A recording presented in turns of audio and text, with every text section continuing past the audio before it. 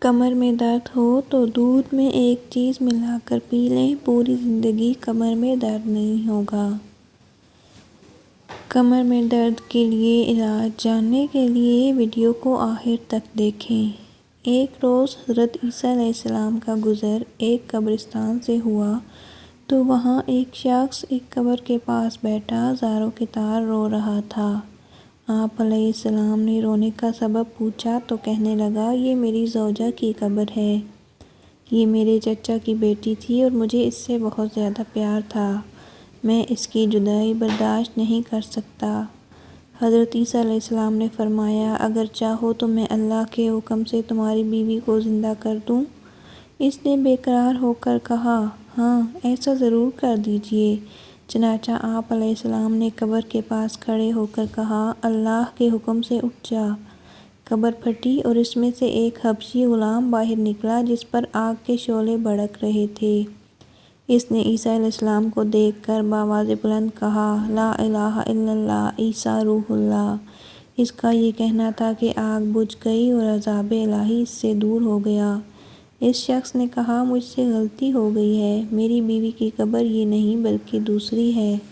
آپ علیہ السلام وہاں تشریف لے گئے اور فرمایا، اللہ کے حکم سے اٹھ جا۔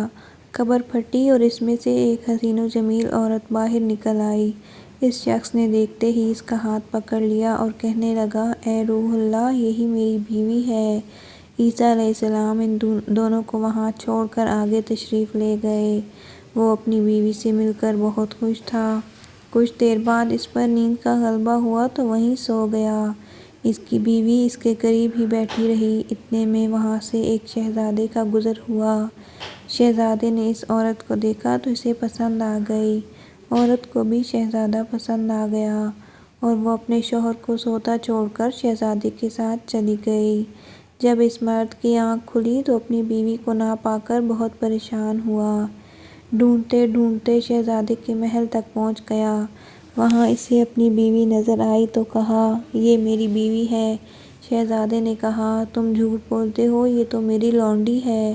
یقین نہیں آتا تو اسی سے پوچھ لو۔ یہ سن کر اس بے وفا عورت نے کہا، ہاں میں شہزادے کی لونڈی ہوں، میں تو تمہیں جانتی تک نہیں، تم بے جا مجھ پر الزام لگا رہے ہو۔ یہ سن کر وہ روتا ہوا محل سے واپس آ گیا۔ کچھ دنوں بعد حضرت سیدنا عیسیٰ علیہ السلام سے ملاقات ہوئی تو عرض کی، اے روح اللہ علیہ السلام، میری بیوی جسے آپ نے زندہ کیا تھا اب شہزادے کے پاس ہے۔ شہزادہ اسے اپنی لونڈی بتاتا ہے اور وہ بھی یہی کہہ رہی ہے کہ میں شہزادے کی لونڈی ہوں، تمہاری بیوی نہیں۔ آپ ہمارا فیصلہ فرما دیجئے۔ چنانچہ آپ علیہ السلام نے اس عورت سے فرمایا، کیا تو وہی نہیں ہے جسے میں نے اللہ کے حکم سے زندہ کیا تھا؟ عورت نے کہا، نہیں میں وہ نہیں ہوں۔ آپ علیہ السلام نے فرمایا، اچھا تو ہماری دی ہوئی چیز ہمیں واپس کر دے۔ اتنا فرمانا تھا کہ وہ جھوٹی اور بے وفا عورت مردہ ہو کر زمین پر گر پڑی۔ حضرت عیسیٰ علیہ السلام نے فرمایا، جو شخص ایسے مردے کو دیکھنا چاہے جو کافر ہو کر مرا تھا، پھر اللہ نے اسے زندہ کر کے ایمان کی دولت سے نوازا، تو وہ اس حبشی غلام کو دیکھ لے۔